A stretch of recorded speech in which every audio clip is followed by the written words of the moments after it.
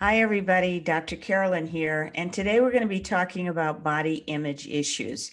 And body image issues are something I hear a lot about from my patients in the eating disorder program, the Anchor program. People who come to me with binge eating disorder, compulsive overeating, emotional eating, or food addiction always complain about, I don't like the way my body looks. Now, the complaints may have to do with body size or body shape, or even a particular body part. And sometimes it can become very obsessive, as is the case with body dysmorphic disorder. But for the general person that I tend to work with, who's struggling with food and body image issues, it's really more about size or shape or appearance of a certain body part. I don't like my stomach. I don't like my thighs, whatever it is. I've heard every body part be talked about negatively by the people in the Anchor program that I work with. But what is body image? So let's just stop for a minute and think about, what is it? Like, if you had to define it, how would you define it? And the definition for body image is that body image is the picture you hold in your mind about your body. So just take a moment to think about that. What picture do you have in your mind about your particular body? And maybe it's a picture of that's incredibly unrealistic. I've had people say, I want to look like Angelina Jolie, for example. Well, the only way you would be able to look like her is if you were genetically related to her. So if we have an unrealistic picture in our minds, we're always going to be unhappy or dissatisfied with how our body looks. Now, when you continue to hold a negative picture of your body in your mind, when you're dissatisfied with your body, or you're ashamed of your body or hate your body, it actually does the opposite of what you think it does. Now, many people think they can just whip their bodies into shape, that they have to hate themselves thin, as one of the former Anchor participants said. And I think that's really true. They feel like they have to stay on top of it and keep pushing their body and keep making themselves do things in order to get that ideal body that they're looking for.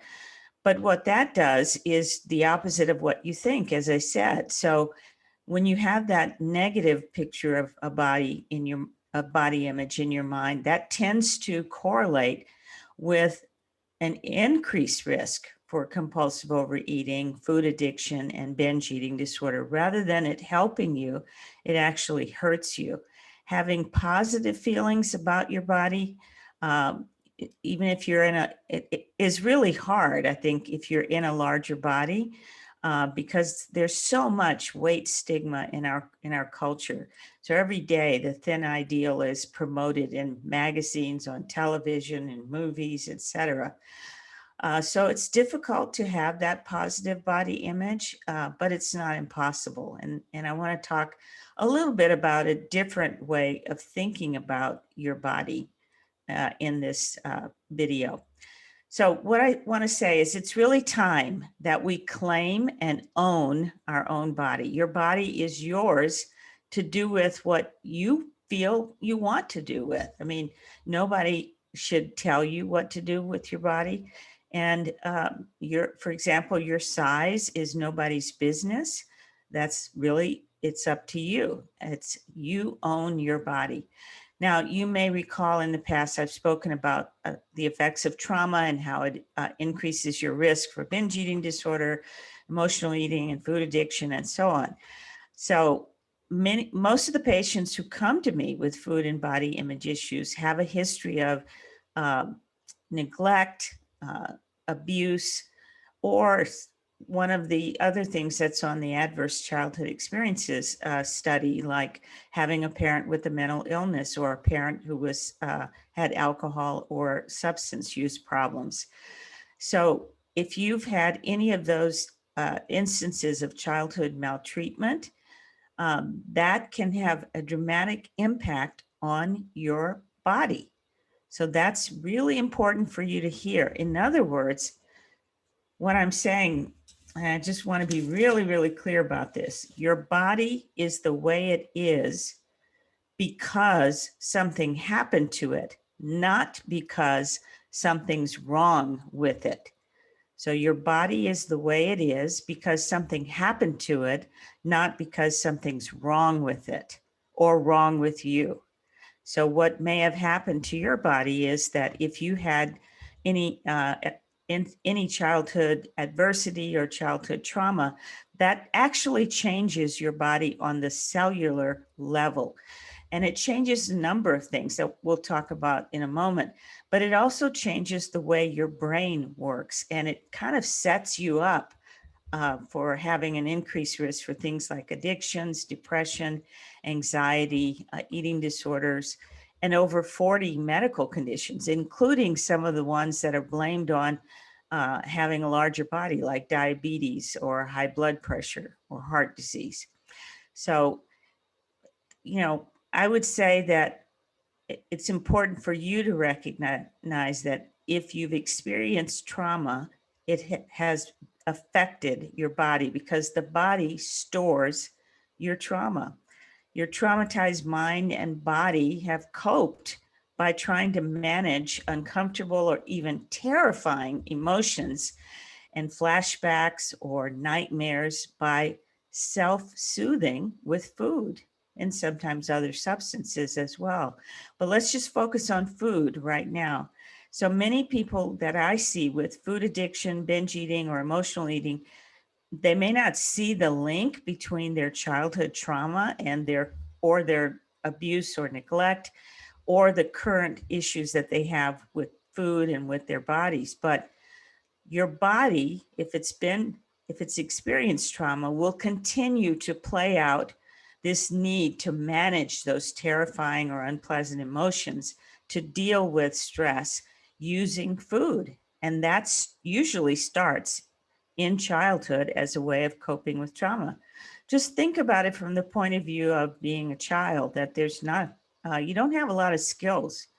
And if you don't have strong parental or caregiver support, you don't have a lot of options on how to manage these horrible experiences that you may have gone through. And food is one of the easiest ways to do that. So it seems really natural and normal that a child would turn to food for comfort if they're experiencing a lot of difficulties in their day-to-day life. So what that means is that food has become part of your survivor playbook. So food or eating is what helped you to survive the trauma. That's the reverse of what you may be thinking about when you uh, worry about your body image, or when you're upset about your unwanted food behaviors.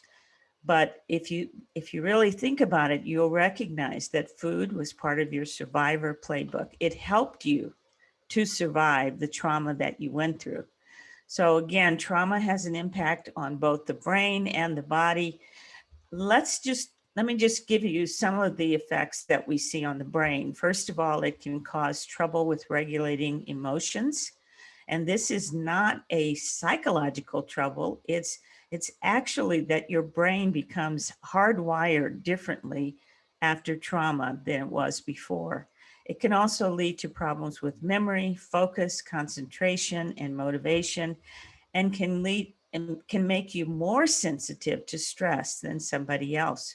So something that maybe your friend doesn't see as a big stressor may be really stressful for you if you're a survivor of trauma. So if you've experienced these maltreatment as a child or adversity as a child, it may have affected your brain as well as your body. And because of your trauma, you may find that, even the smallest sign of danger, whether it's real or perceived or even threatened, can trigger you to go back on red alert, go back into the fight or flight response, causing emotions and body sensations that can be overwhelming. and can remind you of how you felt during the trauma. Now, most of this operates on an unconscious basis. So it's not like you're sitting there thinking, oh, well, now I'm feeling like I'm in the trauma again. No, it's an unconscious response that throws you back on red alert, mainly saying, something's happening, wake up, I'm not safe, or I'm afraid. So this is where your survivor self turned to food when you were younger to tamp down those feelings and enable you to deal with the stress. And that kind of coping mechanism carries over into adulthood. So if you have stress as an adult, or if you have unpleasant emotions as an adult that may have nothing to do with your trauma, you will default to using food in that way. But your body really has all the wisdom it needs for you to run your life. When we talk about body image, the picture you have of your body in your mind may also have been affected by these childhood adversities, and you may have become disconnected from your body. I have a lot of patients in the anchor program who are essentially kind of cut off from the neck down. They have all their thoughts, all their judgments, all their, feelings about that, about things that happen in their lives, but they aren't connected to how it feels literally in their bodies. And they see themselves as separate from their body, and often see the body as not to be trusted or not safe. And again, this is a survival mechanism. If your body was assaulted, abused, or neglected, and you survived that childhood adversity as an adult, it can lead to you having difficulty even being able to know what you're feeling. And while food can help to numb all of these unpleasant emotions, it can also make you numb to the pleasant emotions that you may want to feel, like joy or love. So if you're disconnected from your body, you are not able to access this enormous amount of wisdom that your body has, because our bodies tell us when we're in danger. The hair on the back of your neck stands up. But if you don't trust your body's sensations, then you're not going to listen. And you may find yourself, for example, in multiple abusive relationships because you're not able to recognize that the hair on the back of your neck standing up means this isn't the guy for you. Our bodies also play an enormous role in terms of eating and food issues. Our bodies tell us what to eat, tell us when to stop eating, when we're full, etc.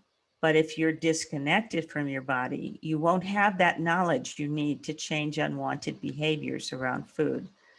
So healing food and body image issues really begins with befriending your body, listening to it, and respecting your body's needs. Now, part of what it takes to recover is to learn to own your own experiences, including the traumatic ones. To do this, you have to first learn new skills to deal with your emotional upsets and to cope with stress. Also, healing means no longer needing to be ashamed of your food behaviors and your body image issues, or having to keep them in secret all the time, isolating, as we do when binging, because that's part of what helped you survive. Turning to food for self-soothing helped you to survive. And finally, learning ways to stay present and stay calm in the face of your adult stresses and the adult challenges that you have to meet. So healing begins in the body. It can start by no longer referring to your body in negative terms. I'm not saying, you're going to learn to love your body overnight. No, that's not what happens. But start by learning not to say anything negative or not to say anything, and then gradually work towards saying something positive. So when you walk past a glass window and you glance at your body, try to interrupt that automatic thought of, I don't like my stomach. The next thing is to treat your body as if it were your friend. You don't have to love your body to befriend it. So that's important. You don't have to love your body to befriend it. Imagine how you would feel if you practice doing things for your body that you'd do for a friend. Giving them a pat on the back when they've had a hard day, encouraging them, etc. Those kinds of things are the language that your body loves and will respond to.